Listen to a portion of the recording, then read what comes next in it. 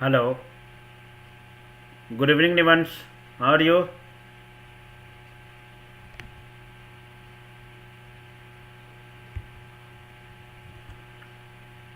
और कौन कौन आए हुए हैं?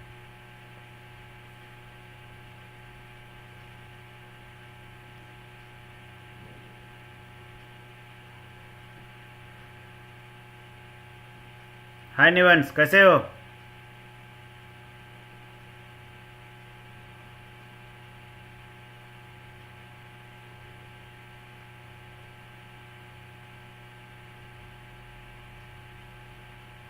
Good evening Manpreet. Good evening Kittu.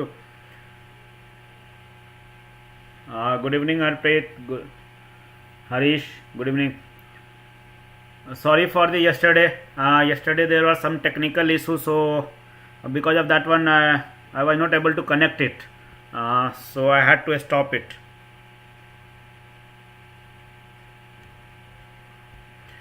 Fine. So today we are going to talk about two important things. We will see it.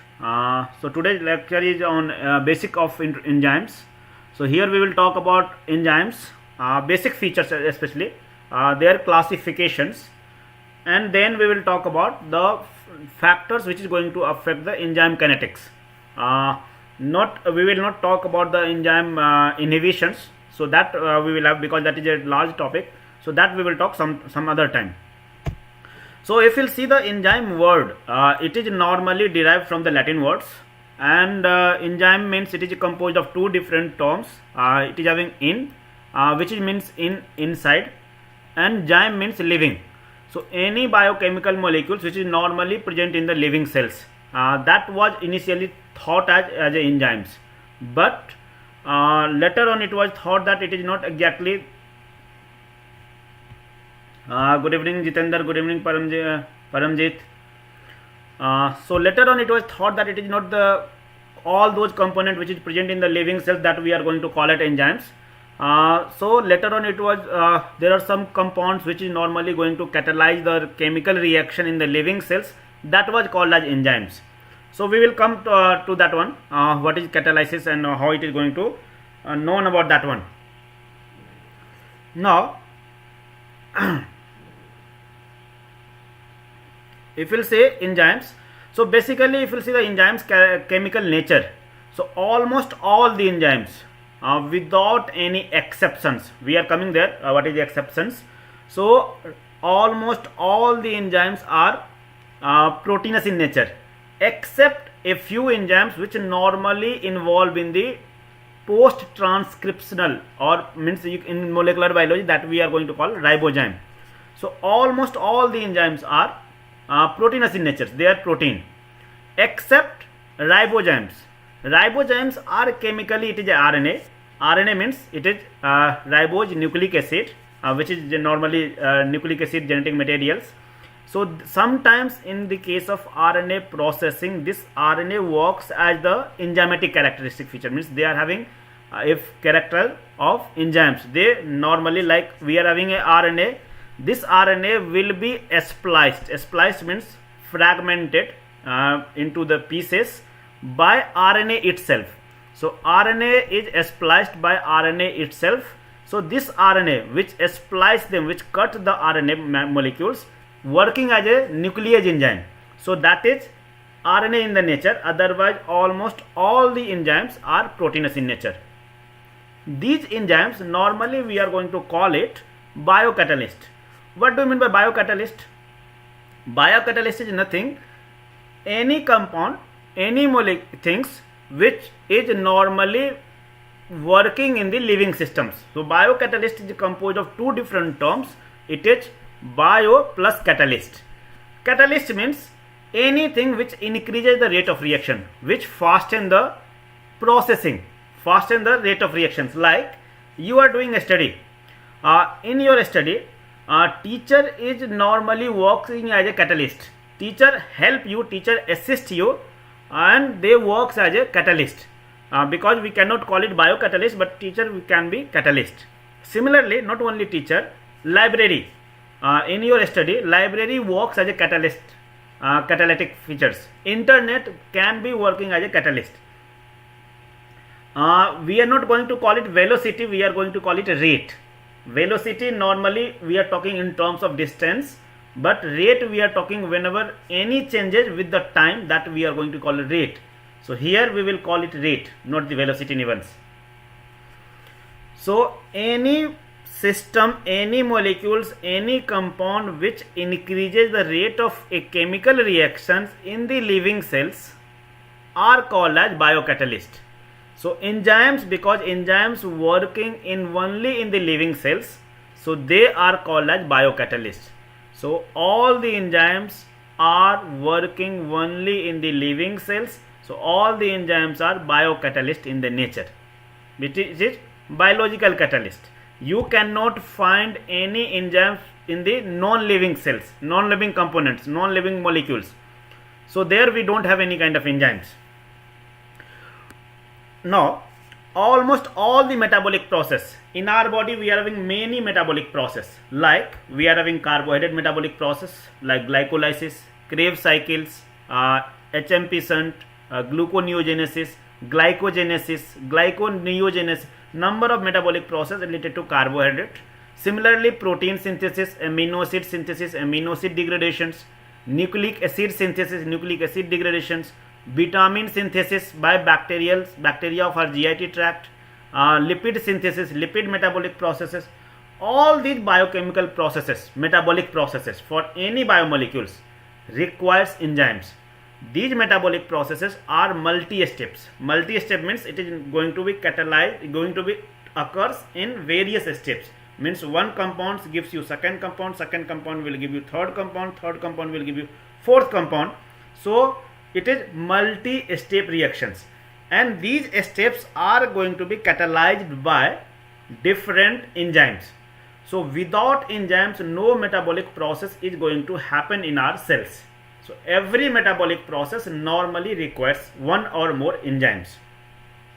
So because we require in the metabolic process, so enzymes are also known as metabolic regulator, because it regulates the speed of synthesis or degradation.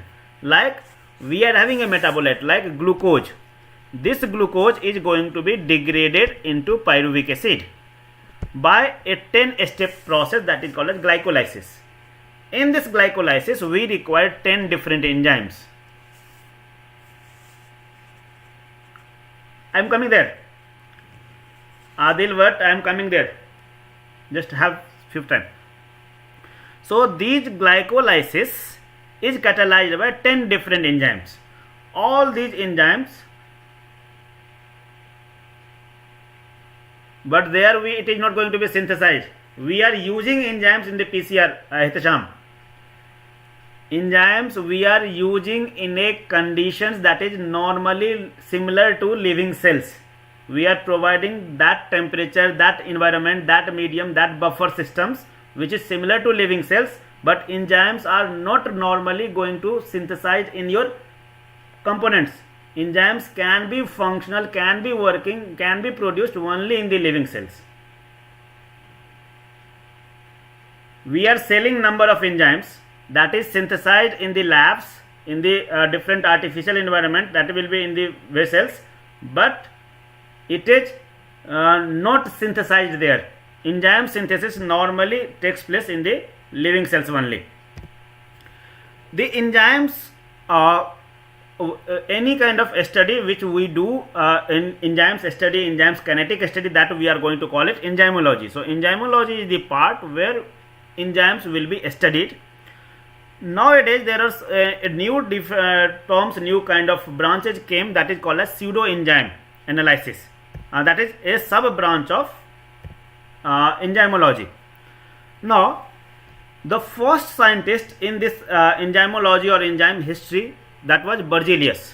In 1836 he coined the term catalysis for any kind of molecules, any compound which normally increases the rate of reactions. So that was Berzelius.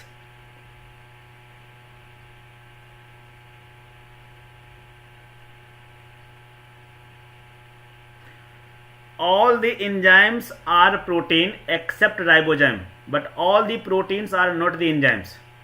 We are having a big basket of proteins. There we are having clotting proteins also, serum protein also, membrane protein also, hormones also. In that one, so this big bracket is a proteins. In this one we are having a small amount, that is enzymes. So this is enzymes, this one is hormones, this one is regulatory proteins, this one is membrane proteins, this one is serum proteins. So we are having almost all the proteins. So all the proteins are not the enzymes, all the enzymes are proteins.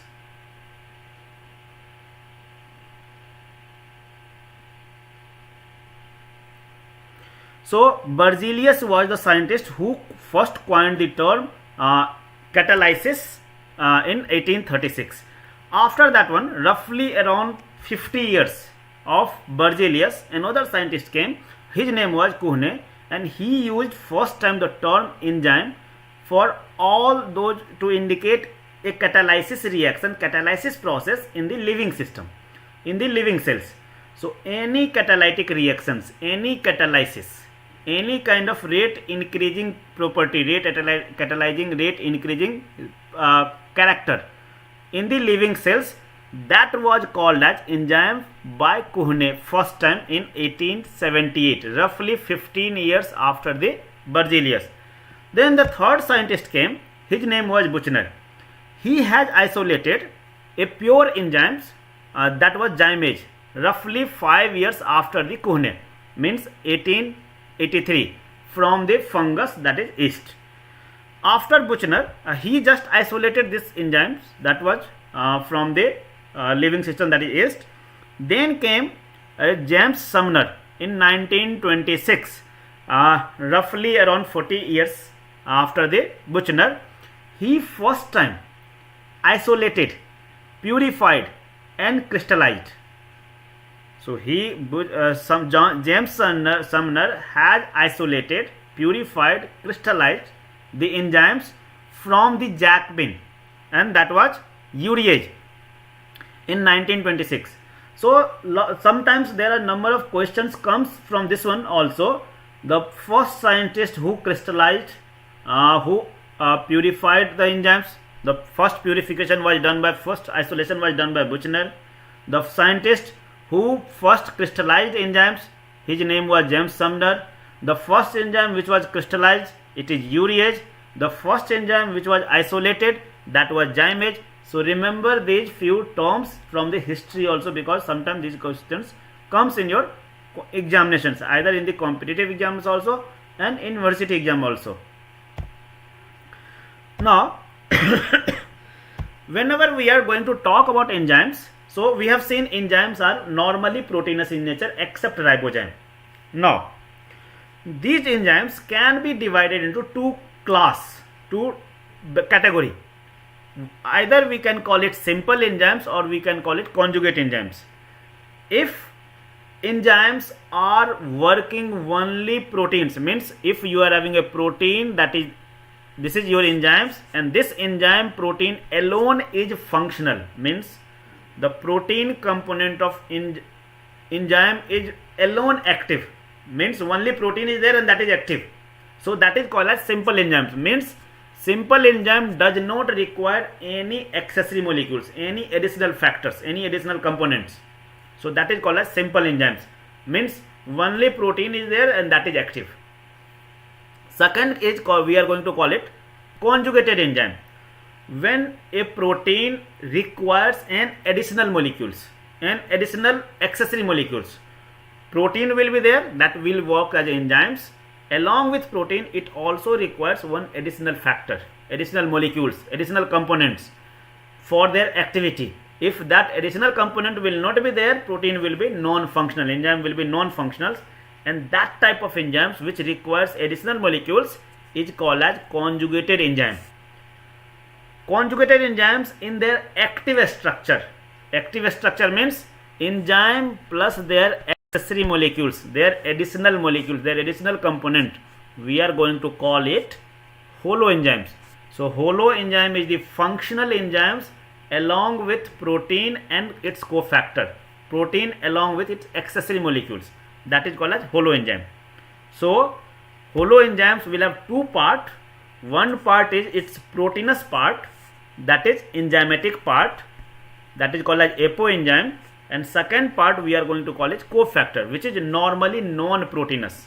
It is apoenzyme is enzymatic part which is proteinous, it is protein in nature, and cofactor is called as it is non-proteinous.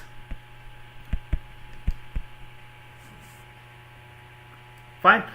Now when we are having non-proteinous part, so apoenzyme, that is the protein part which normally doing the catalytic process, normally doing the rate of normally doing the all the property of the enzymes, that depends on this enzymes. So which type of reaction will be catalyzed, what will be the substrate, so all those things depends on apoenzymes. So apoenzyme is the main component of enzymes which normally decides the rate of reactions, which normally depend means the rate, the substrate, which type of reactions, what at what speeds, all those things normally depends on apoenzyme. But apoenzyme alone will not be active. It requires some additional molecule, some additional component, that we are going to call it cofactor. This is non-proteinous. So remember, apoenzymes are proteinous in nature, and cofactor, which is the accessory molecule, which is additional components of the enzymes, are non-proteinous in nature. Now this cofactor, which is non-proteinous in nature and accessory components, is two types. Either it will be inorganic in nature or it will be organic in nature. If it is organic in nature, it is most of the cases it will be vitamins, different type of vitamins. We are coming there, which type of vitamins and why only that type of vitamins. So cofactor can be inorganic, can be organic. When it is going to be inorganic, most of the cases it is metal ions, because metals have positive charge. So most of the cases inorganic components which works as cofactor are positively charged metal ions. Either it will be iron, copper, zinc, cadmium, mercury, anything. So it is positively charged metal ions, that is cofactor. When it will be inorganic, that time most of the cases it is vitamins. Now we know that we are having two types of vitamins. One is water soluble, other one is fat soluble vitamin. Fat soluble vitamins normally works whenever we are having fat. It will be soluble in fat, it will be working in the lipid medium, lipid environment. Water soluble in vitamins works at water. So we know that enzymes, whenever in our body, most of the components, most of the places we are having water. So in the enzymes, so almost all the metabolic reactions occurs in the aqueous environment, means water, where water will be there. So in our body, most of the reactions, most of the metabolic process in the cytoplasm, in the nucleus, in the cell organelles, in the lysosome, means almost every places water is there as a solvent. So most common vitamins which works as cofactor are water soluble vitamin. And what is water soluble vitamins? It is vitamin C and vitamin B. We are having 8 different types of vitamin B. So these vitamins normally works as cofactor. So water soluble vitamin works as cofactor, that is organic component. Now when we are having this organic vitamins or organic compound vitamins as a cofactor, this is also of two types. Either this vitamin will be very tightly associated with your enzymes. So you are having enzymes and it is very tightly associated with your enzymes, or very loosely associated. Tightly associated means easily it can be detached, easily it can be removed, easily it can be removed from your enzymes. So when vitamin is associated with your apoenzyme very loosely, very lightly, weak forces, easily it can be removed, that we are going to call it coenzymes. So coenzymes are those cofactors, those vitamins which is associated with apoenzymes with very weak bonds. It can be easily removed from your easily removed from your enzymes. Whereas prosthetic groups are tightly associated vitamins with the apoenzymes. Means you cannot remove prosthetic group very easily. Coenzymes, again I am telling you, conjugated enzymes contains two parts, fragment, two components. One is apoenzyme, which is proteinous in nature. Second one is non-proteinous part, which is cofactor. Cofactor can be organic, can be inorganic. When it is going to be inorganic, most of the cases it is metal ions, positively charged metal ions. When it is organic, most of the cases it is water soluble vitamins. So only all the water soluble vitamins, that is vitamin B and 8 types of B and C, works as cofactor, except in fat soluble only vitamin K is a cofactor. These vitamins either tightly associated with the covalent bonds or loosely associated with non-covalent bond. So loosely associated molecules are called as coenzymes, and tightly associated with the weak strong forces associated cofactors are called as prosthetic group. Now, so you can see in this picture, this is the proteinous part. So this part normally decides where substrate will bind, which substrate will bind, how much substrate will bind. So that is called as proteinous part and apoenzymes. So normally alone it is inactive, means only apoenzymes is not going to be effective, not going to catalyze any reactions. It requires a cofactor, that is non-proteinous part, or you can call it is a activator, it is a switch. When these two apoenzymes combines with cofactor, it gives you a functional molecules, functional enzymes. So apoenzymes, which is a protein, when this cofactor, which is a non-proteinous part, will combine together, it gives you a functional part that is called as holoenzyme. So holoenzyme, which is a functional part which can catalyze any kind of chemical reactions, is a combination of two fragment, that is apoenzyme plus cofactor. Now these are different types of cofactor. If you need, you can remember this one, or later on whenever we will talk about metabolic processes, that time you can see it. So thymine, which is vitamin B1, that is in the form of thymine pyrophosphate, involved in going to catalyze, required by pyruvate dehydrogenase enzyme. Flavin adenine dinucleotide, which is B2, vitamin B2, requires by monoamine oxidase. Nicotinamide adenine dinucleotide NAD+, which is required by many enzymes in glycolysis, Krebs cycle, fatty acid synthesis. One of the example is LDH, lactate dehydrogenase. PL, pyridoxal phosphate, PLP, that is vitamin B6. This is B3, this is B1. B6, which is required by transaminase, most common example glycogen phosphorylase. Coenzyme Q, required by acetyl coenzyme carboxylase. This is biotin, required by pyruvate carboxylase. So many enzymes requires, these are coenzymes, these are vitamin derivatives, vitamins, organic compound. These are inorganic compounds, metal ions. You can see all are mostly positive charged metal ions. So these also required by number of enzymes. Whatever listed enzymes here, among this one, the most active enzymes in the living cells are carbonic anhydrase. Carbonic anhydrase is the most active enzyme in this planet. Is it clear? Any question anyone is having?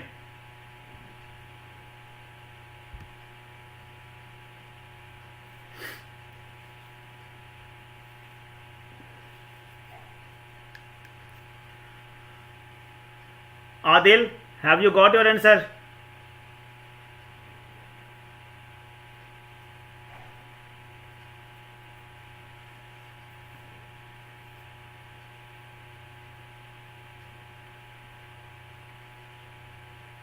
Adil.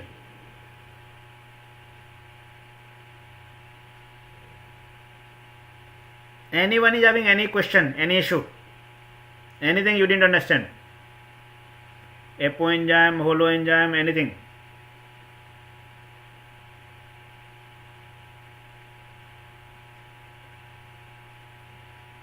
Fine. So Fine. So here you can see, here I have listed for vitamin B which is normally going to catalyze in different kind of chemical reactions. Like we are having thiamine pyrophosphate, which is coenzyme forms. It is these are vitamin derivatives, means it is coenzymes. So this thiamine pyrophosphate is coming from thiamine, that is vitamin B1, which normally requires for aldehyde group transfer. FAD or NAD, these two are normally required for oxidation reduction reactions. So wherever in your biochemistry we are having oxidation or reduction reactions, there we require FAD and NAD or NADP. So FAD, riboflavin, is part of vitamin B2. NAD, that is part of niacin, niacinic acid, nicotinamide, nicotinic acids, whatever you can call it, that is part of vitamin B3. Coenzyme A, that is coming from pantothenic acid, that is vitamin B5. It requires for acyl group transfer. Pyridoxal phosphate required by many biochemical reactions, which is coming from vitamin B6, pyridoxal. That is required in transamination reactions by transaminase enzyme, transsulfuration reactions in methionine metabolic process or homocysteine metabolic process, decarboxylations and deamination reactions. There we require pyridoxal phosphate. Biotin, which is coming from vitamin B7, or sometime also we are going to call it vitamin B8, sometime also we are going to call it vitamin H. So all three are same. This is required in carboxylation reactions. Tetrahydrofolate, that is coming from folic acid, vitamin B9, which is required for one carbon molecule transfer. Whenever we have to transfer a methyl group or one carbon entity, there we require tetrahydrofolate, that is vitamin B9. So this you need to remember, because many places we requires it. Many competitive exams are going to ask such type of questions.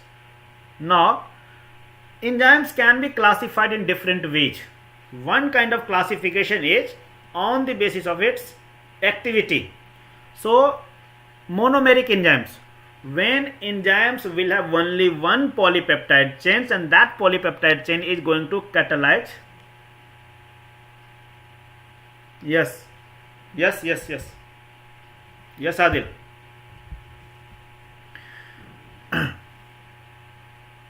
So monomeric enzymes are those enzymes which is having only one polypeptide chain, and that polypeptide chain is going to catalyze one chemical reactions. So one polypeptide chain catalyzes one chemical reactions is called as monomeric enzymes. Oligomeric enzymes, where polypeptide will have, means enzymes will be composed of many polypeptide chains. Fine. So that is called as oligomeric enzymes, like lactate dehydrogenase, LDH, hexokinase. That is many polypeptide chains gives you a protein, and that is going to catalyze one chemical reactions. Fine. Other than this one, we are having a multi-enzyme complex where many polypeptide chains like oligomeric enzymes will be there, but they are going to catalyze many chemical reactions. One polypeptide, one chemical reactions.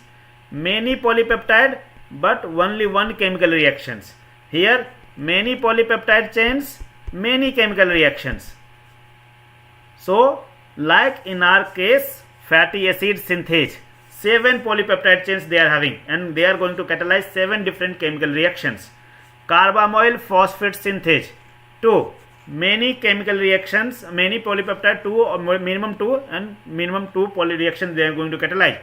Pyruvate dehydrogenase, it is having 3 polypeptide chains and 3 chemical reactions they are going to catalyze. Alpha ketoglutarate dehydrogenase of the Krebs cycle, 3 polypeptide chains, 3 chemical reactions. So in this case, many polypeptide chains, many chemical reactions will be catalyzed. But one thing is important, single, like in this case, for time being, assume this is 1 polypeptide, 2 polypeptide, 3 polypeptides.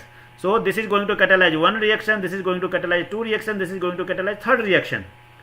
So alone A cannot catalyze a chemical reactions. Till all 3 will come together, they will not catalyze any chemical reaction. So multimeric complex will be functional only when all the polypeptide will come together. So till many polypeptide, all the polypeptide will come closer, form a complex, then only it will be effective. Single polypeptide is not going to be functional, not going to be effective. This is one kind of classification depending on how many polypeptides and how many chemical reactions they are going to catalyze. Another type of classification is on the basis of the location of the enzymes, where it works. So one is we are going to call it endoenzymes or intracellular enzymes.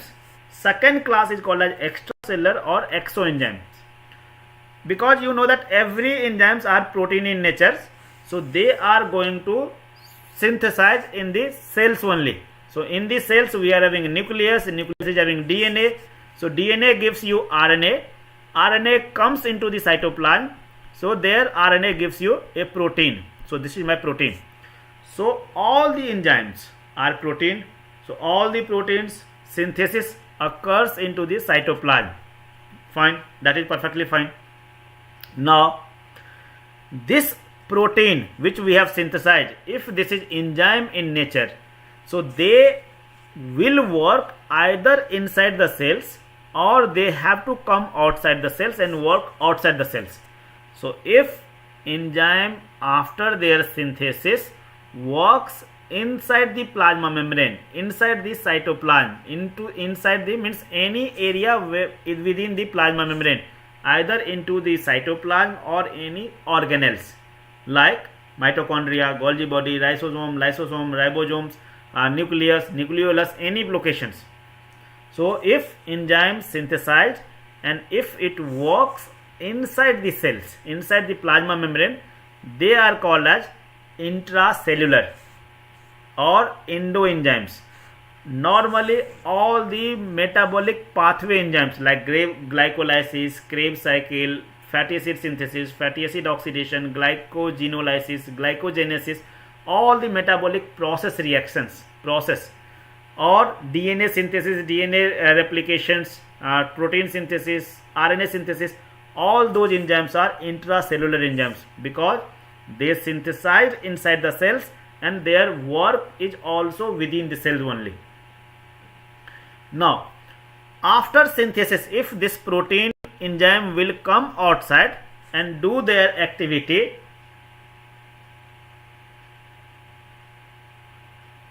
enzyme regulations, we will talk about enzyme regulations, enzyme actions partially, not regulations. Enzyme is not inhibition, we will talk today.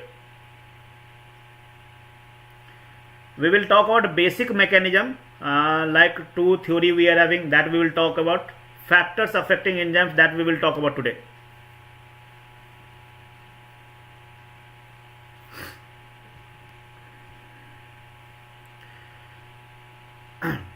So if enzyme is going to be synthesized inside the plasma membrane, cytoplasm, and after their synthesis, if it will be released outside the plasma membrane, outside the cells, and their main functions will be outside the cells, then it is called as extracellular or exoenzymes. Like we are having pancreas. Pancreas is going to synthesize many enzymes for the digestions like trypsin, chymotrypsin, amylase, number of enzymes are there, nuclease. So after their synthesis within the cells, pancreas releases those enzymes into the small intestine through pancreatic duct and common bile duct. So it come into my alimentary canal, and enzymes, those enzymes which is released by pancreas walks into the lumen of GIT tract, that is outside the cells. So those digestive enzymes are called as extracellular enzymes. Like another enzymes you might have studied about, lipoprotein lipase. We'll see if time permits, we will do it. Don't worry. Because we don't know how much time we will take it. So if time permits, then we'll see it. So like we are having in lipoprotein metabolic process, you might have seen about lipoprotein lipase, LPL, which normally works on chylomicron, that is in the circulation. So in the blood circulation we are having lipoprotein lipase which works on chylomicron and VLDL and metabolizes triglyceride. So this is also extracellular enzymes only. So any enzymes which is synthesized within the cells and released outside are called as extracellular. So depending on their location of their activity, we are having two types. Depending on their polypeptides and how many chemical reactions they are going to catalyze, we have three types. One kind of enzymes, here I am going to talk about isoenzymes, that is just a kind of variations in the enzymes reactions. So one enzymes which is present in many different cells, cell organelles, many different tissue. So enzymes, same enzymes present in different tissue, and those enzymes will have different polypeptide chains, means the protein sequence or the number of polypeptide chains will vary. So any enzymes which will be present in different tissue composed of different type of polypeptide chains, but they all are going to catalyze same chemical reactions. So same reactions are going to be catalyzed by those different enzymes present in different tissue. So have multiple forms of the same enzymes, catalyzes same chemical reactions but at different locations, means different tissue. These are called as, which book you want?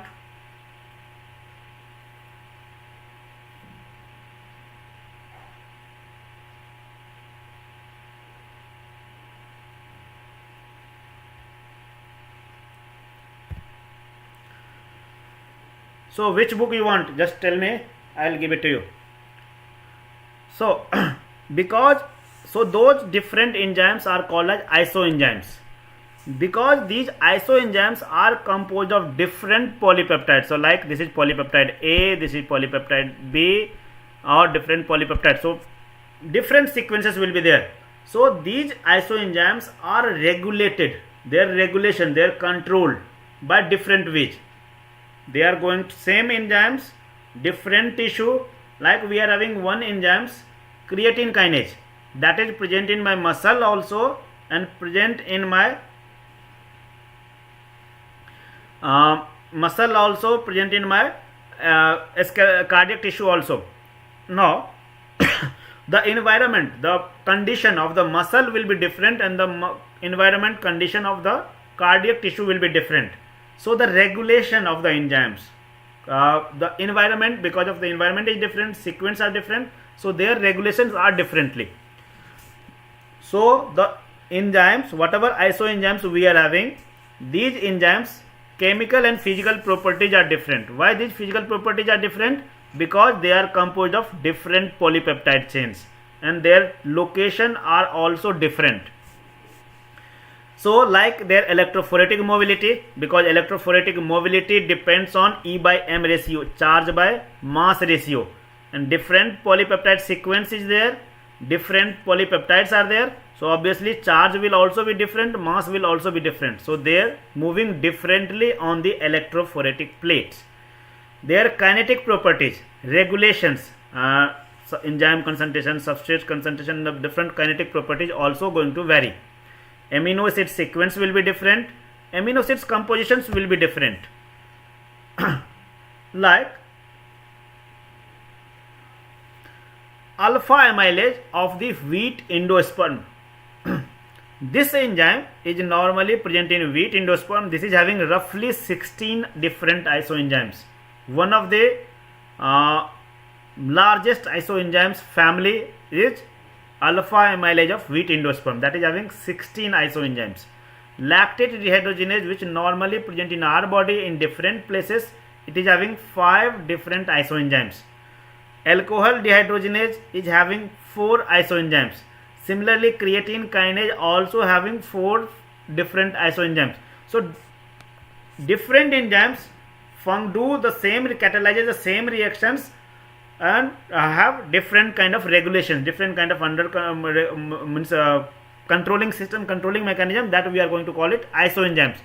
So we will have a different lectures on isoenzymes separately, where we will talk about different isoenzymes differently, how lactate dehydrogenase is differentiated, how creatine kinase will be differentiated, that we will talk about.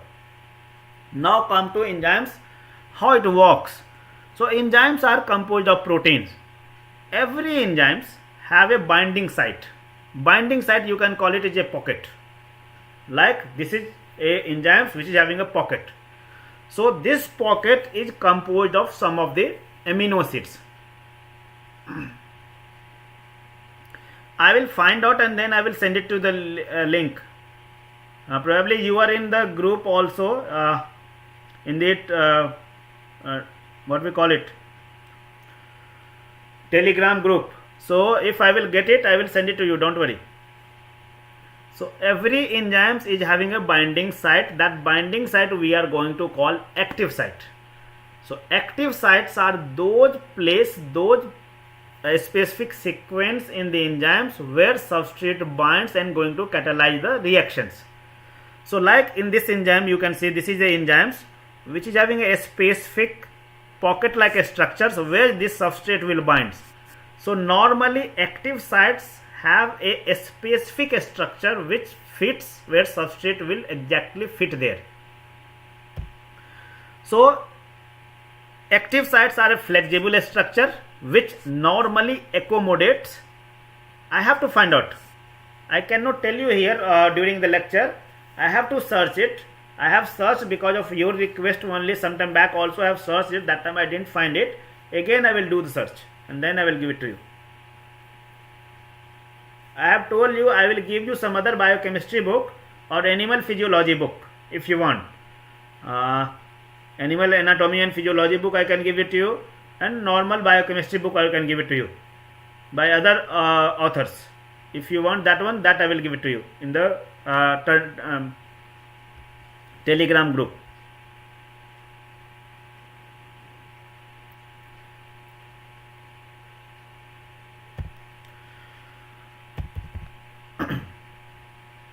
So active sites are the flexible structure which normally accommodate the substrate. So substrate will come and it fits there in the active site. So it is a flexible structure which normally slightly modifications will also be there, and it is substrate binding site where substrate binds. Now this active site, whatever we are going to say it, for time being just assume this is by enzymes and this is the active site. So this active site, this is whole enzymes and this is the active pocket where substrate will bind. This active site for is composed of few specific amino acids. It will not have all the amino acids but few specific amino acids. Those amino acids here, active site can have two different binding pockets. One we are going to call it substrate binding site, other one is called as catalytic site. I am coming there. Like for example, you can say it lysozyme, which is composed of total 129 amino acids. So like if you go from amino acid number 1, 2, 3, 4, 5, few amino acids will be there. So in the lysozymes, total amino acids number is 129, but the active site where substrate binds, that is composed of only 5 amino acids. So amino acid number 35, 52, 62, 63 and 101, that is the amino acid number which forms the binding site. Now what is the use of rest of the other other 124 amino acids? They normally forms the other part of the enzymes.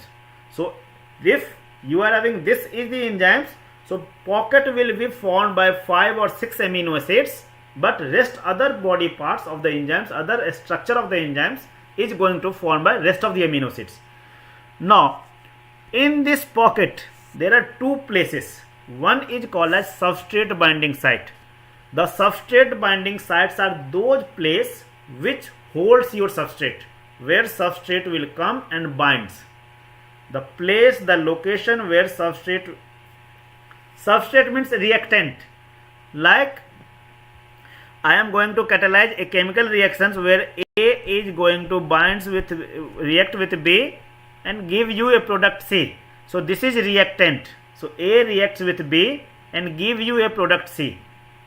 So those who combine, who is going to do the reactions, that is called as reactant, and whatever you will get after the reaction, that is called as product.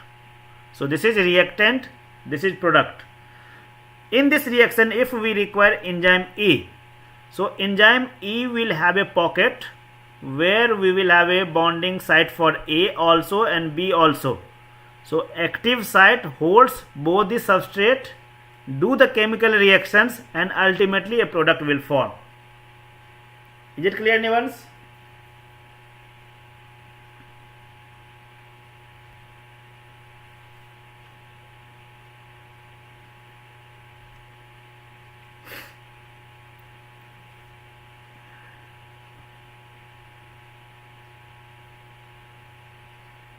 Nivans, is it clear?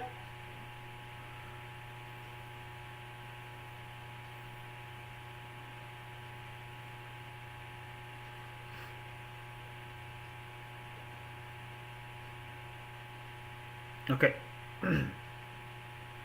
Fine.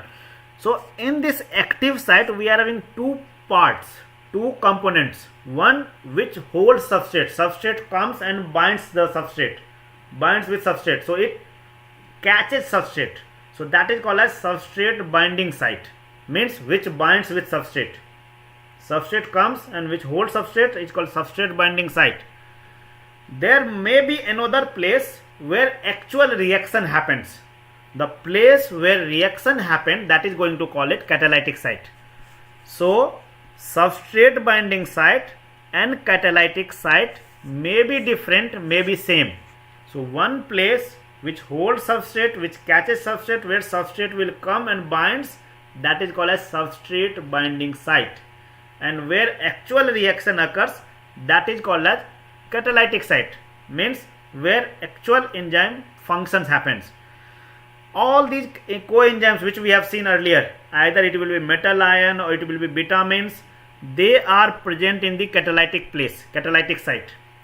So the location of coenzymes, cofactor, vitamins, metal ions are catalytic site. They are going to work, they are going to be present in the catalytic site, not in the substrate binding sites. Normally this substrate which binds to the active site binds with very weak forces, because if it will binds with covalent bonds, it will not be detached. So substrate has to bind with enzyme, and after the reaction product has to detach from the enzyme. So they binds with non-covalent weak forces, and non-covalent bonds are weak forces. So they binds with non-covalent bonds. The most common amino acids which is forming the active site of enzymes are commonly serine, aspartate, histidine, cysteine, lysine, arginine, glutamine, tyrosine. Among this one, the most common amino acid, if you have to name only one amino acid which is part of the active site, is serine. Serine is the most prevalent active site amino acid which is present in most of the enzymes active site. Clear? Is it clear?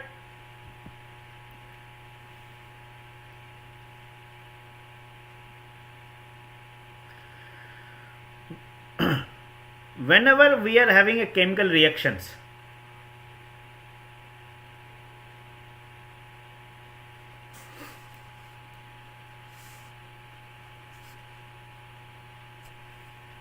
I want to listen from everyone. Who else is there? बाकी सारे सभी मुझे सुनना है. Is it clear for everyone?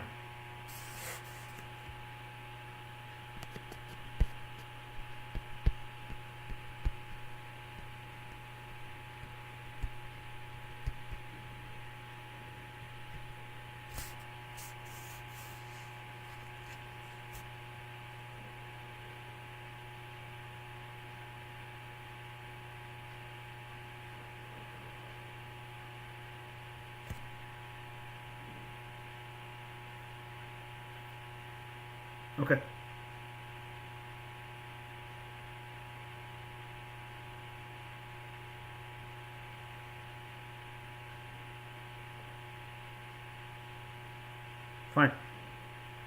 Now,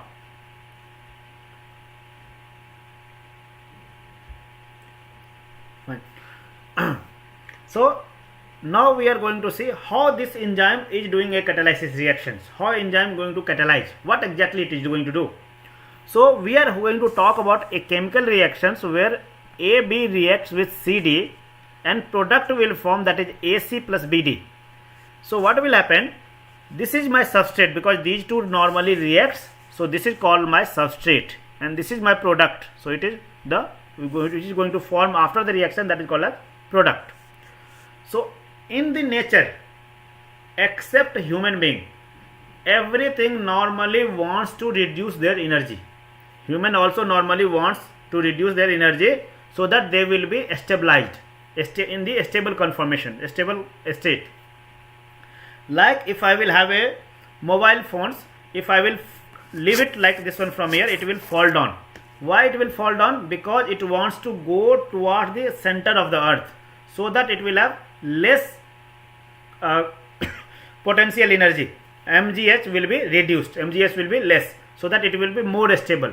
So normally everything it reacts and tends to go towards a low energy state so that it will be in the more stable structure, more stable conformation, more stable state. So here also we are having a substrate.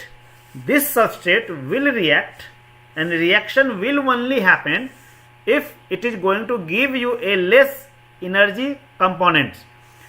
If substrate will have some energy, reactant will have some energy and the product will have higher energy, so reaction will not happen. Means reactant reacts and will not give you a high energy product. So whenever reaction occurs, it will give you normally a less energy state conformation, less energy subproduct. So obviously the reactant will have high energy. So this is my energy, free energy you can call it, and this is the reactions. So reactant reacts and give you a product of low energy state. So reactant is having this much energy, product is having very less energy. Now this reaction does not happen automatically. This reaction normally needs some kind of energy which initiate the reactions. So reactions requires a starting energy. So reactant requires some kind of a starting energy. That energy we are going to call it activation energy. Activation energy. Activation energy is nothing. It is the energy which is required to initiate a chemical reactions. So you can assume like a hill. So reactant we have given some energy. So initially its energy increases and then it will react and give you a product which is having a low energy state. Now, so this activation energy, what enzyme will do? So if you want this reactant to react and give you a product of this one, so you need minimum this much energy has to be given to your reactant. So this much energy you have to give it. What enzyme actually doing is, enzyme is going to reduce this activation energy requirement. So like now if you will add enzyme, so it will go and this much energy only requires. So without enzymes we require this much enzyme energy, with enzyme we require only this much energy. So activation energy is going to be reduced. So enzyme is not at all doing anything. Enzyme, what it is going to do? It is going to reduce the requirement of activation energy. Amount of activation energy which is required for a chemical reaction, that is going to reduce. So now without enzyme we require high amount of activation energy, with enzyme I require only low amount of activation energy. So that you can see it here. So when we don't have enzymes, that time we are having this large hill we have to cross. So we have to give this much energy because this is the energy reactant is having. So we have to give this much energy for reaction to occur. But when we are going to add enzymes, that time we require only this much energy. So this much energy requirement has been reduced. So activation energy without enzyme is this much, activation energy with enzyme is this much. So what enzyme has done? Enzyme has reduced the requirement of activation energy. So this much energy we have, less energy we require with the enzyme. So enzyme has done, your requirement for energy to catalyze a chemical reactions has been reduced. Now these enzymes, whatever enzymes we are going to see, they are normally have different type of specificity. What we call a specificity? Every enzyme cannot catalyze every chemical reactions. So enzymes are very specific in their actions. So for specific reactions we require specific enzymes. One enzyme cannot catalyze many chemical reactions. Many chemical reactions will not be catalyzed by one enzyme. So different type of specificity we are having. Those specificity are either stereospecificity will be there, we will talk about one by one, or reaction specificity is there, or substrate specificity is there. We are going to talk about one by one. Whatever specificity we are having talking about here, because in the case of our cells, the nucleic acid, the genetic materials are very specific components. We don't want any genetic material to be modified, to be changed. So every enzyme does not go and works on your DNA. So any enzymes which related to your genetic materials, any enzyme which will work on your DNA, any enzymes which works on your RNA are having very much specificity. So in our body, the most specific or maximum specificity is present with the DNA polymerase enzymes, or any enzymes which is directly involved with genetic material like DNA polymerase, RNA polymerase, or any enzymes which is related to DNA. So enzymes which works on DNA or RNA have very specific, very specificity, means every enzymes cannot have capacity to works on DNA. Otherwise enzymes have stereospecificity, reaction specificity, or substrate specificity. We are going to talk one by one. When we are talking about stereospecificity, we are going to have we have seen in case of amino acids that we are having D amino acids, D amino acids, or L amino acids. Carbohydrate also we are having D form, L form. So these are called as different type of stereoisomers. So when you require a specific enzymes for a specific stereoisomers, if we are having D form, we require a separate enzymes. If we are having L form of isomers, we require a different enzymes. Means enzymes works only with one kind of stereoisomers. That is called as stereospecificity. Like we are having the L amino acid oxidase, which works only on L amino acid, not on D amino acid. Similarly, D amino acid oxidase works only with D amino acid, not with L amino acid. Means they works with only one kind of stereoisomers, not with every isomers. Similarly, hexokinase we are having enzymes which is specific for only D form of 6 carbon sugar, D hexose. It does not works on L hexose. So L hexose will not be catalyzed by hexokinase. Similarly, we are having glucokinase of glycolysis, which involve in glycolysis, that works only on D glucose, not on L glucose. Amylase, which is works on starch, because starch is having another name that is called as amylum. So any enzymes which works on starch are called as amylase also, because of amylum. So that works only on alpha glycosidic bonds. In starch we are having either alpha 1,4 or alpha 1,6 glycosidic bond. So amylase works only on alpha bonds, not on beta bonds. That is anomeric bonds. Probably in the carbohydrate you might have seen it. Cellulase which only works on beta isomers.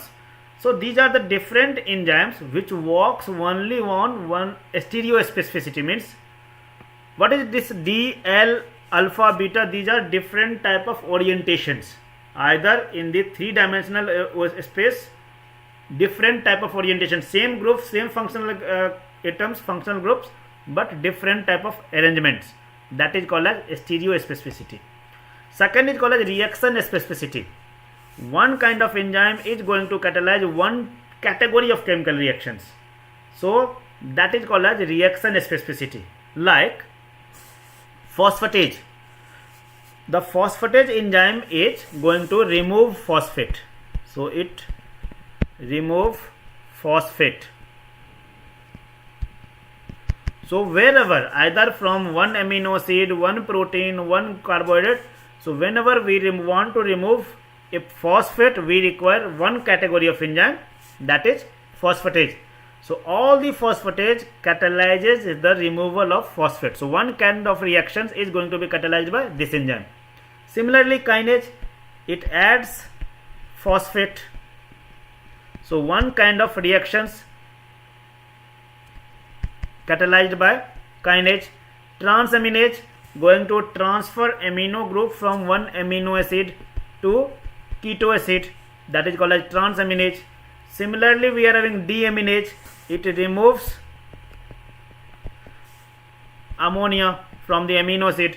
So this is category of reactions, one type of reactions which is going to catalyze by one kind of enzymes. Decarboxylase, removal of carbon dioxide. So wherever you want to remove carbon dioxide, we require decarboxylase.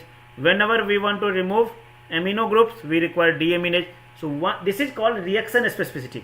Means one category of reactions, one type of reaction catalyzed by one type of enzymes. When we are going to talk about third type of specificity, that is called as substrate specificity. In this case, we are having enzymes are specific to their substrate. Here we are having three categories, three subtypes. That is absolute substrate specificity, means this is very, very specific. In this case, glucokinase works only with the glucose. Either it will be D form or L form, but only glucose, not with the fructose, not with any other D form of sugars. So glucokinase is specific for glucose only. Fructokinase is specific for only fructose. Urease is specific only for urea. So these are very, very specific enzymes, specific for glucose, and that also only D glucose, not L glucose. Fructokinase is specific for fructose, and that also only D type. So these are absolute specificity. Slightly less substrate specificity we are having, that is called as relative substrate specificity, where one type of group, one type of bonds is going to be catalyzed. Like trypsin. Trypsin digests peptide bonds, but a type of amino acid is going to be recognized by trypsin. Not only one type of amino acid, one category of amino acids. So wherever arginine or lysine will be there, trypsin will work. So trypsin is specific, but not as specific as glucokinase, not as specific as urease or as specific as fructokinase. So it is slightly less specific. Similarly, chymotrypsin works on all the aromatic amino acids. So either it will be phenylalanine, tyrosine, tryptophan. So every places it works. Glycosidase works on all the glycosidic bonds. Either it will be alpha, it will be beta, any glycosidic bonds. Lipase works on all the triglycerides. Either it will be normal, it will be mixed, it will be complex, any. And last one is broad substrate specificity, which works on a broad category of enzymes, broad category of substrate, like hexokinase. It works on hexose, 6 carbon sugar. So either it will be glucose, it will be fructose, it will be galactose. So any type of 6 carbon sugar will be catalyzed by hexokinase. So we have a stereospecificity, that is very, very specific according to the 3-dimensional structures. Then we are having reaction specificity, that is one category of reaction, one type of reaction will be catalyzed. Third is substrate specificity, there we have absolute. slightly less relative specificity and broad specificity. For the enzyme catalysis, we are having different type of theories which normally help us to understand how this enzyme catalysis occurs. So two basically specific theories are there, that is called as lock and key theory, which is given by Fishers, and second one is induced fit model, that is given by Cosland. What is basic difference between these two theories are, lock and key theory tells us that substrate enzyme is having exactly fixed binding site, and substrate which is, so enzyme is having fixed binding site and substrate binds there, substrate go and fit there. So according to lock and key theory, this binding site is fixed, it is not flexible, it is not going to be modified even slightly, so no slight modification will be there. So substrate comes and bind there and ultimately reaction happens. So the main point of this lock and key theory is, for every substrate we are having a binding site on the enzymes, and that binding site is fixed, not flexible, it is rigid structure. So active site is rigid structure, that is the main point of lock and key model. But induced fit model is telling me that the binding site is not a rigid structure, it is a slightly flexible structure which can modify themselves slightly according to the substrate, so that substrate will come and fit there. So even binding site is not exactly going to accommodate substrate, so substrate will come and according to the substrate active site changes their conformation so that it will fit there. So the main agenda of lock and key, active site is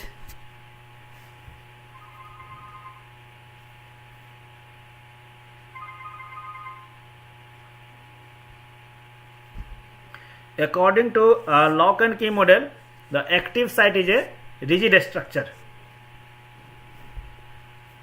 and so it is a rigid structure, and according to induced fit model, the active site is a flexible structure, so it accommodates substrate accordingly, so it will change their binding place accordingly. As you can see here, this is enzymes. So if substrate will have a similar type of binding site to the active site, according to active site, if substrate will have that many structures, that then it will go and fit there. If it will have a different type of structures, then it will not fit there. So lock and key tells me substrate, according to the substrate we are having a binding site, but in the induced fit model, like you can see, this structure is slightly different from this binding site, but this active site is going to modify themselves, changes themselves, so that this substrate will fit there. So this is slightly flexible structure. So according to induced fit model, active site is a flexible structure, rigid means hard, which will not change accordingly, rigid means tough, जो change नहीं कर सकते, which you cannot change it.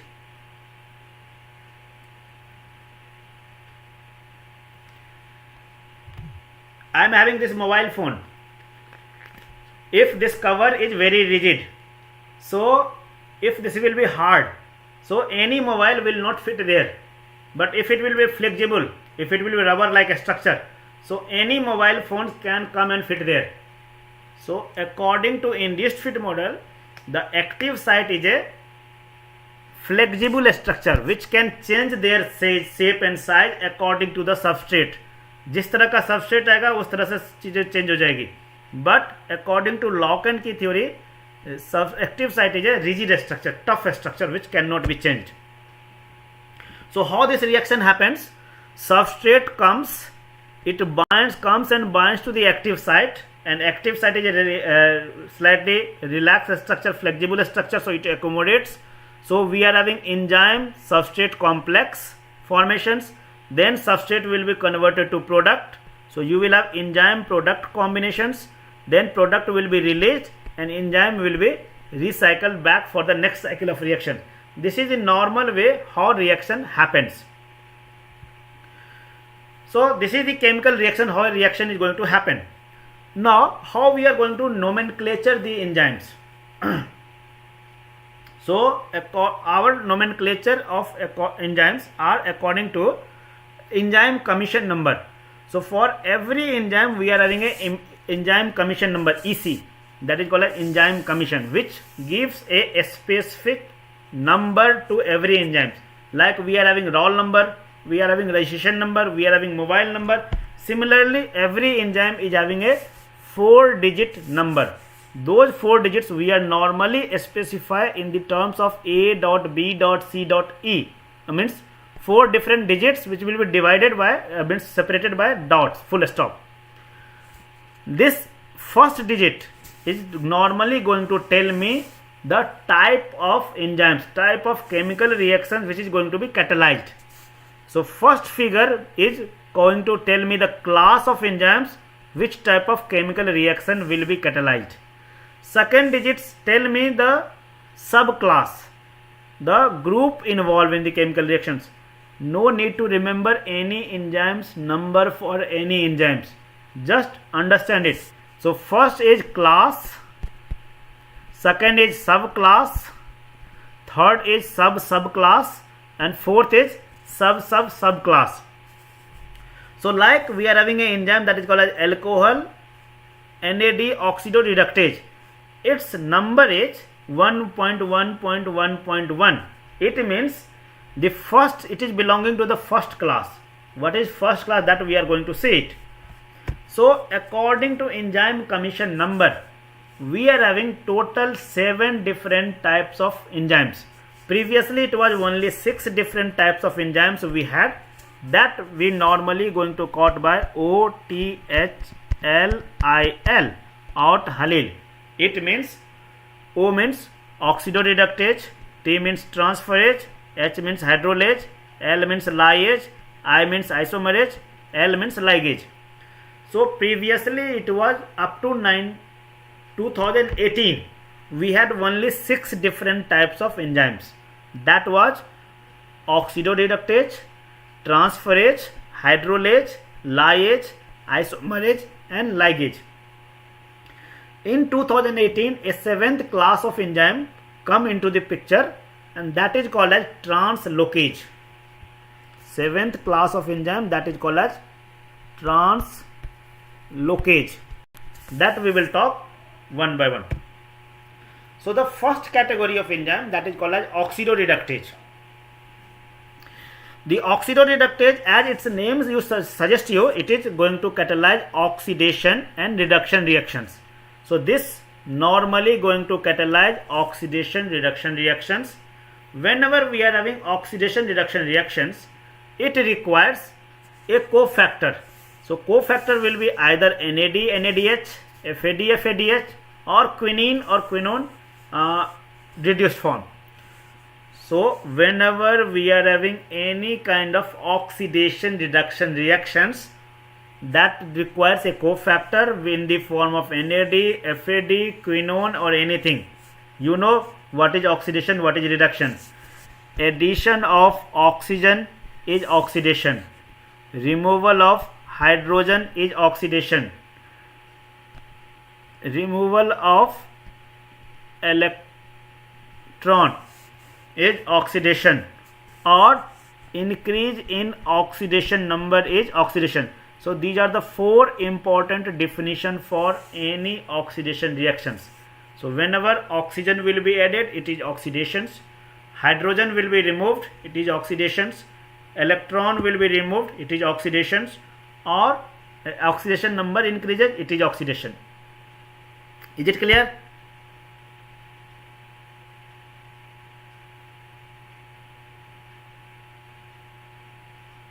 Once it is clear?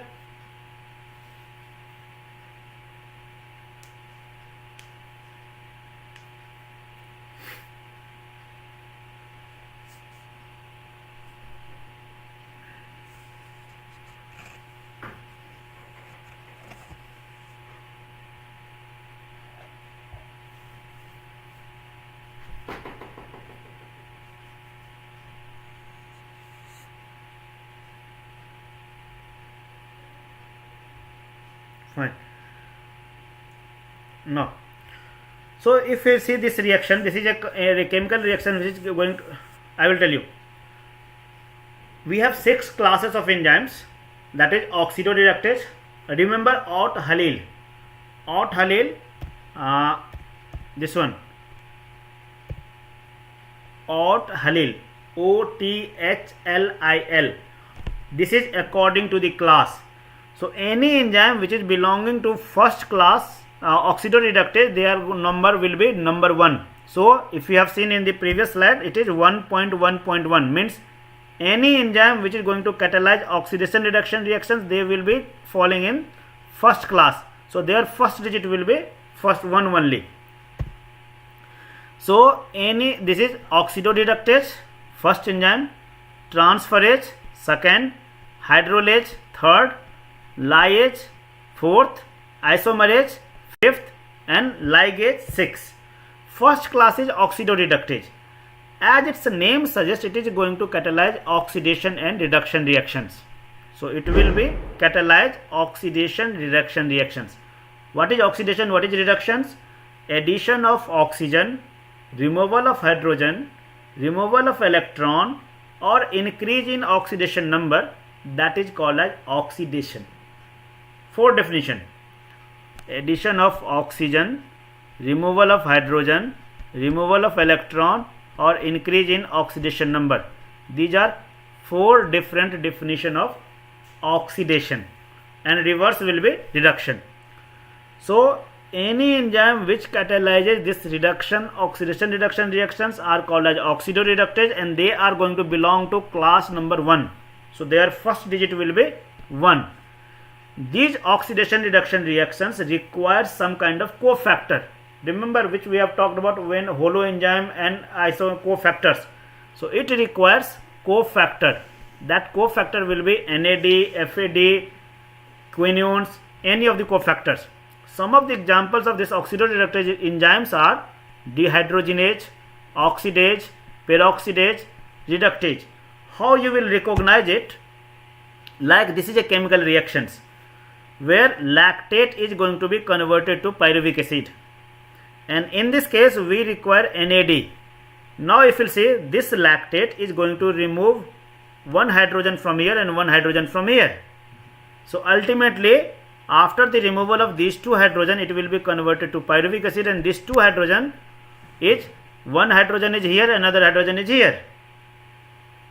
So whenever we are going to remove hydrogen, it is oxidation, or addition of hydrogen is reduction. So here lactate is going to remove hydrogen, so lactate is going to be oxidized, and NAD is going to add hydrogen, so it will be reduced. So this reaction is a oxidation reduction reaction. Clear?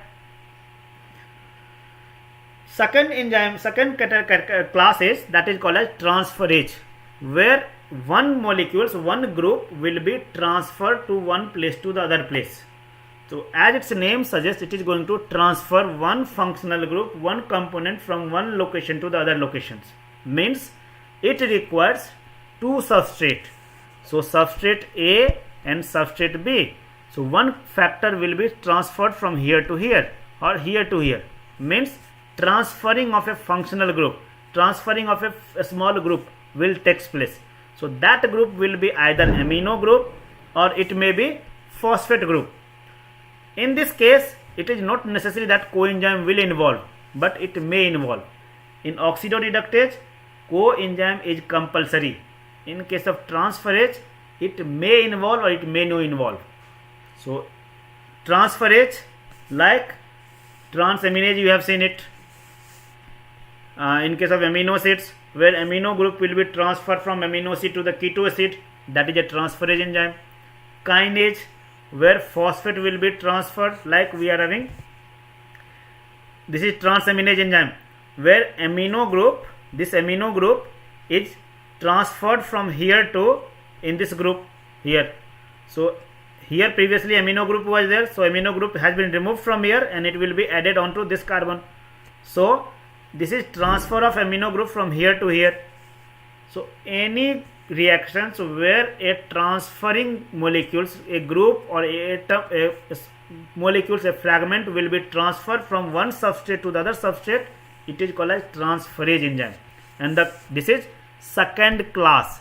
So the first enzyme commission number, it will be 2. Third category is called as hydrolase. Hydrolase normally going to do hydrolysis. What is hydrolysis? Hydro means water, lysis means breakdown. So breakdown of a bigger fragment, bigger component with the involvement of water. So water is going to required in the form of nucleophile, means nucleophile आप छोड़ दीजिए, you don't remember it. So water is required for the fragmentation, for the degradation. So any phosphatase enzyme which we have seen in a specificity, any nuclease, either it is DNase, RNase, endonuclease, exonuclease, any kind of nuclease enzyme, any protease, trypsin, chymotrypsin, protease, any kind of enzyme which works on proteins, or peptidase enzymes. These enzymes are called as hydrolase enzyme. So they require water and do the hydrolysis, fragmentations. Like you can see, this is a pyrophosphate where two phosphate molecules will be joined together. This phosphate will be detached, degraded into two fragments. This is one fragment, this is second fragment with the involvement of water. So water is required here for the detachment, for the fragmentations. That is, you have got two molecules of one molecule here and one molecule here. This is called as hydrolase, involvement of water for the degradation. Fourth category is lyase. In this case, slightly different, it is difficult to recognize because it is slightly in this case it removes a group. Either it will remove a compound to induce double bond, to make double bond, or add a group at the double bond. So either it forms double bond or it removes double bond. So either it removes or it adds some molecules. Most of the cases they are reversible reactions. So like decarboxylase or hydratase, they are going to class in lyases. So like hydrogen will be there. Here this is pyruvic acid, and if I will remove this carbon dioxide from here, so this is lyase category without involvement of water. It is partially similar to hydrolyze in only, but here we don't require any water molecules. So no water involvement will be there, but it either add some groups or remove some groups. Fifth category is isomerase. In this case, as its name suggests, it is rearrangement without any loss or any addition of any fragment. So neither we are going to add any hydrogen, any electron, any oxygen, anything we are not going to add, not we are going to remove it.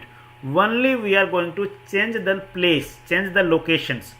So like L-alanine is there, if it will be converted to D-alanine, we are going to call this is isomers, stereoisomers. L-alanine and D-alanines are stereoisomers. So this conversion will be done by a racemase enzyme. So in this case we are having racemase enzymes. So normally racemase enzymes converts D to L or L to D. Clear? So racemase enzymes is required for the conversion of D form to L form or L form to D form. That is also mutage, or you can call it, or epimerase. So that is conversion of D form to L form or L form to D form. There we require racemase or mutage enzyme. And last enzyme, sixth class was ligase, where two groups is going to join together. So for joining we normally requires energy. So in this case we require energy source, because whenever you need to join in two things, we need a kind of energy source. So here ATP is required. It is normally irreversible reactions. So some examples are synthase or carboxylase. Like you can see here, this is a glutamate with the involvement of ATP. Ammonia will be added on this one. So it will give you glutamine. So here this ammonia will be added here. So combination of glutamate plus ammonia will take place, and ultimately we will get glutamine. So it is ligation. This is DNA fragment. In this one I am going to add one nucleotide I will add it. So I require a ligase enzyme. We have two different DNA fragment. If I want to join these two, I need a ligase enzyme. So ligase is doing the ligation. So these are the 6 previous classes. In 2018 we have added, Enzyme Commission has added a 7th class, that is called as translocase. These type of enzymes normally help us any kind of movement of any molecules across the plasma membrane. So anything will go from inside the cells to outside the cells, or outside cell to inside the cells. So translocation across plasma membrane, there we require some enzymes, some proteins, that is called as translocase. Like it may be ion channels, it may be ion pump, it may be some lipid molecules, it can like flippage, scramblage, floppage. These are different enzymes which helps assist in the movement of component either into the cells or outside the cells. These are 7 classes of enzymes. So you need to remember those 7 classes: oxidoreductase, transferase, hydrolase, lyase, isomerase, ligase, and 7th is translocase. This was the problem I have came to you, that you can find later on which enzyme is required in this category, which enzyme is required here, which enzyme is required here, and which enzyme we require here. Like here we require remove a phosphate group. So removal of phosphate, which enzyme is which category of enzyme will be required there out of those 7 classes. So that you can do at your home. This is your homework. Now, which factor we require for the enzyme regulations, the factor which affects the enzyme catalysis processes. So this is our last part for today. So this is the basic chemical reaction, basic enzyme catalyzed reaction which we have seen it. That is, substrate comes and it binds to the enzyme, form an enzyme substrate complex, then substrate will be converted to product. We will have enzyme product combinations, product will be released, and ultimately enzyme will be recycled back. So now this is the basic reactions where substrate reacts with enzyme, substrate comes and bind with enzyme and give you a product. This is the reaction. So in this case, this enzyme catalyzed reaction depends on at which speed this reaction occurs. This depends on substrate also. It depends on how much enzyme is there and how much product is there. Because enzyme is protein, so first this reaction depends on the concentration of substrate, concentration of enzyme, concentration of product. Not only concentration, but it also depends on, because enzymes are proteins. So if protein structure, proteins conformations, enzyme structure in enzymes conformation depends on pH, it depends on temperature, it depends on cofactors. So there are few components on which enzyme activity depends, like temperature, pH, that is hydrogen ion concentrations, substrate concentration, enzyme concentrations, product of the concentrations, activator or inhibitor, allosteric molecules, and the time, how much time you are going to give to the enzyme. So first part is effect of temperature. Because you know the proteins, so every protein is functional in their tertiary structure or quaternary structure. Tertiary quaternary structure is maintained by different type of bonds, that is weak bonds, that is either hydrogen bonds, van der Waals bonds, electrostatic bonds. So different type of weak forces are there.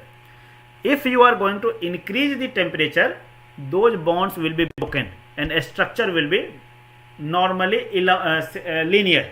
It will not be in the tertiary structure. No proper three-dimensional structure will be there. In that case, enzyme will be denatured. So for every enzyme there is a specific temperature where the enzyme is most active. So for every enzyme we are having a specific temperature at which enzyme is having maximum activity, that is called as optimum temperature. The optimum temperature, if you go higher side, if you increase temperature, so protein's three-dimensional structure will be distorted, structure will be changed, and enzymes will be denatured. So once enzyme will be denatured, rate of reaction is going to be reduced. So rate of reaction will go down, and that will go fast rate of reaction. So rate of reaction will go down very fast. So this is because this decrease in the rate of reaction is because of the denaturation of enzyme. In this side, when we are going towards lower temperature, so there normally reaction occurs when enzymes binds with substrate, and this binding does not occurs normally, it occurs because of the collision. So if enzyme is going to collide with substrate and substrate is going to collide with enzyme, then only reaction happens. So here, if you are going to decrease the temperature, then collision will not happen between enzyme and substrate, and if it will not collide, yeah, 34 to 35 to 40 degree, perfectly fine. So if you are going to decrease the rate of temperature, then collision will not happen, and if collision will not happen, reaction will not happen. So lower temperature also rate of reaction decreases, but this reduction is because of less collision. So this is because of less collision, and this is because of denaturations. So this is optimum temperature where maximum temperature will be there. Either side of the temperature we are having a decrease in the rate of reactions. Now if you see this graph, this is looking like a bell-shaped graph. So the effect of temperature, whenever we are going to plot a graph between the rate of reaction and temperature, we are going to have a bell-shaped curve. Fine. Now we are going to, so bell-shaped curve we are going to get in the case of temperature. For most of the enzymes which works in a living cells, the optimum temperature is 40 to 50 degrees centigrade or 30 to 35 to 40 degrees centigrade. We are going to use a term that is called as temperature coefficient or Q10. In this case, before this is optimum temperature, so any before this temperature up to this temperature, any 10 degree rise in temperature, if you are going to increase the temperature by 10 degrees centigrade, so whatever fold increase in the activity, so because if you are going from here to here towards this side, rate of reaction will increase. So by increase in 10 degree temperature, whatever fold increases in the rate of reaction, that is called as Q10. For most of the enzyme it is 1.5 to 2 normally. So Q10 or temperature coefficient is the increase in the rate of reaction by increasing temperature by 10 degree up to the optimum temperature. But this optimum temperature is not necessary for every enzymes. There are number of enzymes which works at higher temperature also, like venom phosphokinase, muscle adenylate kinase, they works at higher 100 degree centigrades. Other than this one, number of enzymes which we use in case of PCR, that like Taq polymerase, Wnt polymerase, then we are having PFU polymerase, then we are having PWO polymerase. These enzymes are even works at 94 degree centigrades. These we are going to isolate from the bacteria which growing in higher temperature or hot springs. So they works at 94 degree centigrade also. So some of these are other than these 4 enzymes which you can remember it. Venom phosphokinase, muscle adenylate, they even works at 100 degree centigrades. So some plant enzymes like urease, optimum activity is 60 degree centigrade. Means why some enzymes works at higher temperature, some enzymes works at lower temperature. This is mainly because of the enzyme activity, enzyme's structure will be retained at higher temperature. if enzyme's three-dimensional structure is not going to be distorted, not going to be changed by heating. If you will heat it and a structure is not going to be denatured, then proteins will be active, and if protein will be active, enzyme will be active. So if a structure is maintained at high temperature, then enzyme's activity will be retained. So that's why some enzymes works at higher temperature also, because their structure is fixed, it is not going to be denatured. Second activity we are going to see, that is because of pH. Similar to temperature, for every enzyme we are having an optimum pH. So either side of the pH, either optimum pH, either higher pH or the lower side, the rate of reaction decreases. So here also, whenever we are going to plot a graph between rate and pH, we are going to get a bell-shaped curve. For most of the enzymes in our body, the pH ranges from 5 to 9. But in our body only, if you will see different places, we are having different type of pH. Like skin, the pH is 5.5. GIT tract, pH 2.5 to 1.5. Small intestine, pH will be 7. So different places we are having different type of pH. So the enzyme which is present on the skin, their optimum pH will be 5.5. The enzyme which is present in my mouth, their optimum pH will be 6.8. The enzyme which is present in my stomach, their optimum pH will be roughly 1.5. So most of the enzymes, other or extracellularly which works, that is 7.4. Otherwise, these enzymes optimum pH vary. Like in the stomach, optimum pH we are having, that is 1.5 to 2.5. So any enzyme which works there, like pepsin, optimum pH is 2. Liver, optimum pH is 5. So enzymes optimum pH vary according to the place where it works. Any enzyme which works on a skin, its optimum pH will be 5.5. Any enzyme which works on my mouth, its optimum pH will be 6.8. Any enzyme which works in my stomach, their optimum pH will be 1.5 to 2.5. So it is according to the place where it works. Third is enzyme concentration. You know that enzyme is nothing, it is having a binding site. So if you are having more enzymes, means more binding site will be available for the reactions, and more binding site means more substrate will bind there.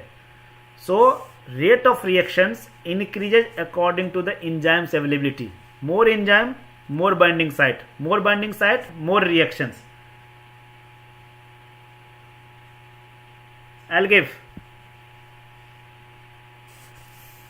So here rate is directly proportional to enzyme concentration. Means if you will increase enzyme concentration, rate will increase. If you will decrease enzyme concentration, rate will decrease. So whenever you are going to plot a graph between rate and enzyme concentration, you are going to get a straight curve. This is why this is a linear graph. Why linear? Because rate of reaction is directly proportional. Whereas this type of graph we are not going to see in case of substrate concentration. So if you are having fixed enzyme but substrate concentration is going to change. In case of substrate,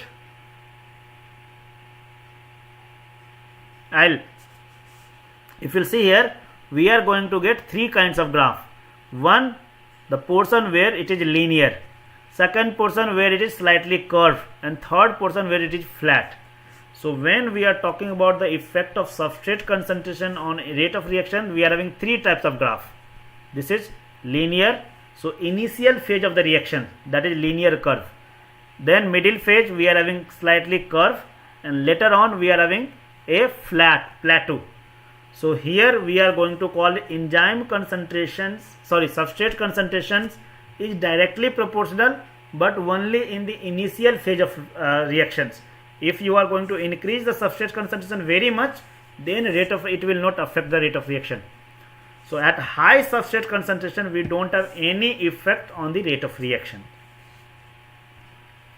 But when substrate concentration will be little less, very less, a small substrate concentration, that time it is directly proportional to the rate of reactions.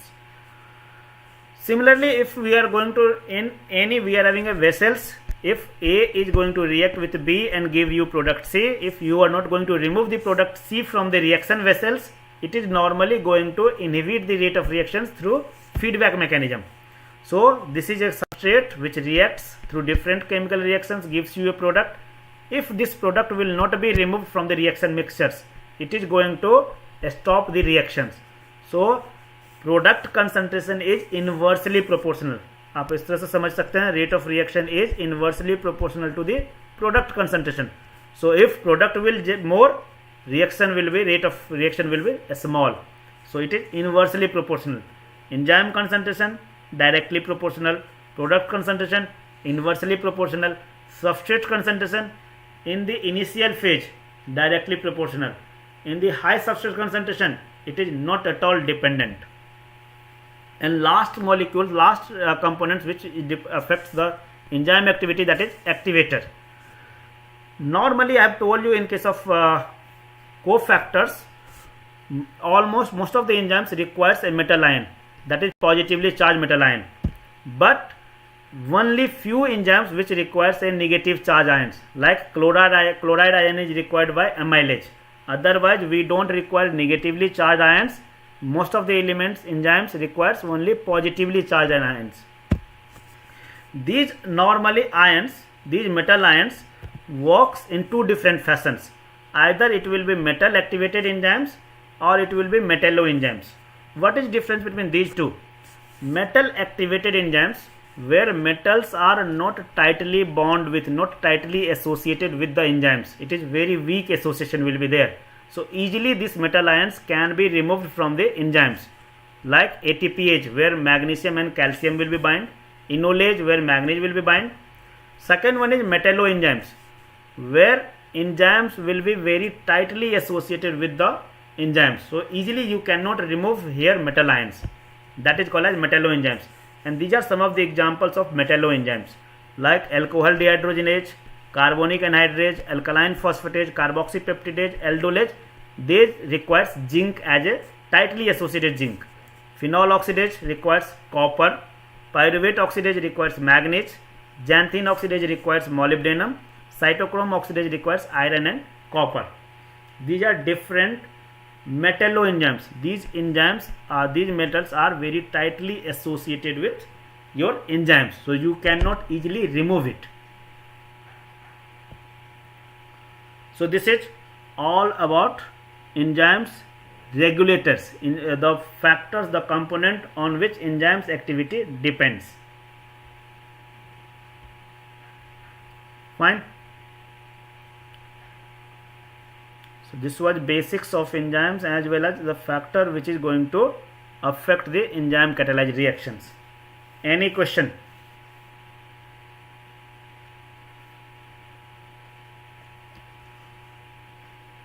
Any question, Evans?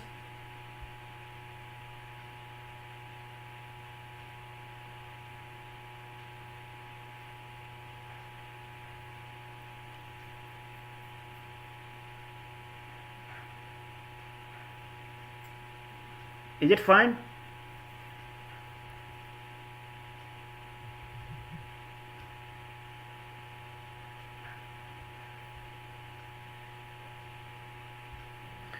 Anusuya, for you that video I will make it, Ramchandran plot.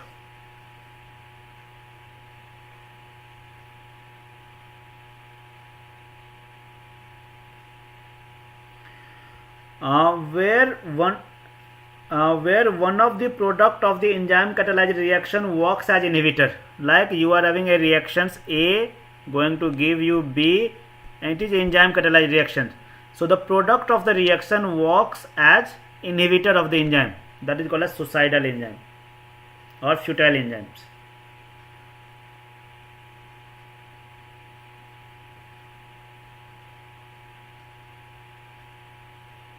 Fine.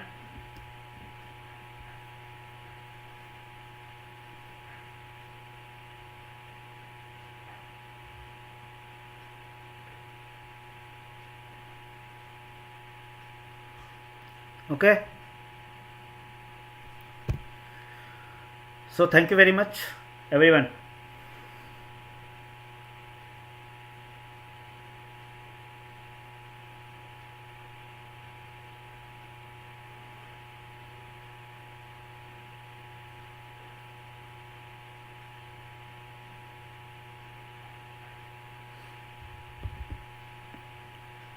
Feedback mechanism. We will talk in the regulations. We have not talked about here regulations.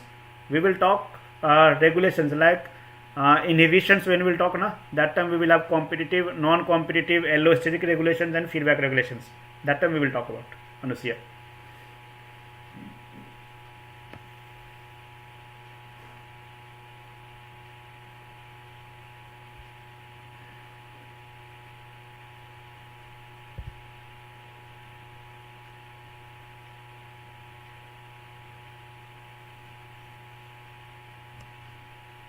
Fine.